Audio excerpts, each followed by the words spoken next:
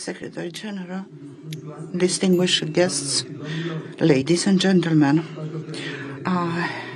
I'm very happy to be today at NATO-Industry Forum, an edition hosted by Romania and organized by the Allied Commandant for Transformation and Division for Industry of Defense, Innovation and within the International Secretariat of NATO. First of all, I would like to wish welcome to Romania, to Bucharest, to all our guests this time and in any other occasion. The topic of the current edition, rearming NATO, innovate, accelerate, sustain, it's especially relevant considering the context of the latest period, which unfortunately obliges us to talk more and more about rearming. All the threats and challenges we are confronted in present, from the war in Ukraine up to the cyber threats and the hybrid war, all these remind us that peace and security are never guaranteed. That's why rearming is not a choice, it's just a need, a necessity. And it is not NATO's or Romania's choice, the choice of the other states of NATO, but a necessity. The role of the alliance is to protect the peace, and our responsibility is to deter any potential aggression and to be sure that our armed forces are capable and well trained to counteract the threats we are confronted with. There is a continuation of the illegal war of Russia against Ukraine at the borders of Romania.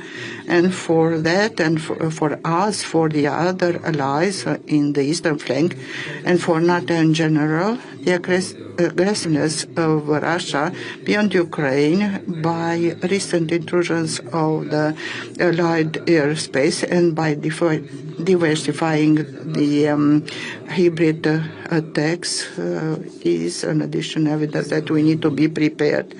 We need to remain united and to have a position of force in a solid and credible posture. The commitment of the alliance and we trust that the NATO and also the others, the allies from the other banks of the Atlantic are committed to defend any inch of the alliance. We, the European alliance, need to assume responsibilities in defending the continent. That's why we need to consolidate the defense ministry, the national one and the transatlantic one.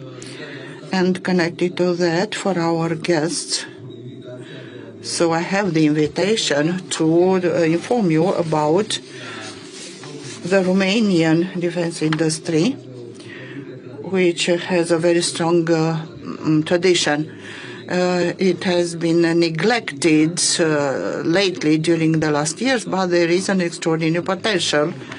And we have companies having all the conditions or the utilities so that in conditions of interesting management, they can be used for increasing the defense industry in Europe.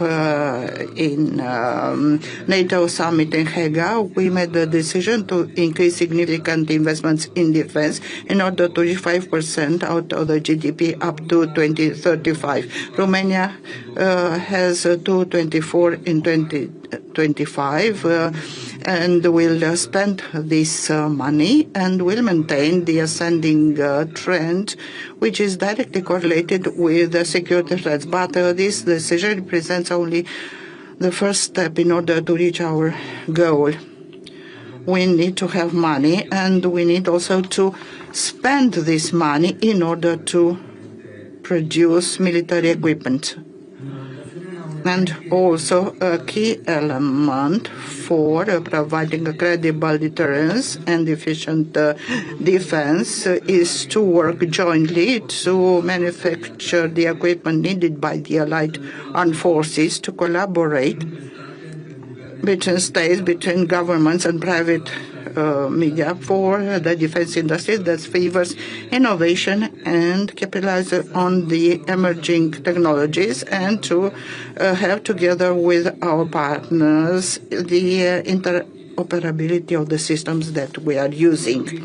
Another goal is to develop the military mobility on north-south axle, the eastern flank, as part of a coherent and integrated approach from the Baltic Sea to the Black Sea, so necessary in the current context of security, to consolidate the capabilities with double use, railways, ports at the Black Sea and Danube, and also other elements of critical infrastructure. This is the context in which events like NATO-Industry Forum get increased relevance due to the role of bringing together all the stakeholders involved in this process, NATO, the Allied States and the industry, and to facilitate direct dialogue between the alliance and the industrial sector. Only working together will identify the best solutions for our common challenges. Before concluding, I would like to highlight an important aspect that we discussed about with Secretary General Mark Rutte yesterday. I thank him for his presence. Romania is prepared to assume strong role on the eastern flank. I thank you for your presence. Once again, welcome to Romania, and I wish you a fruitful summit.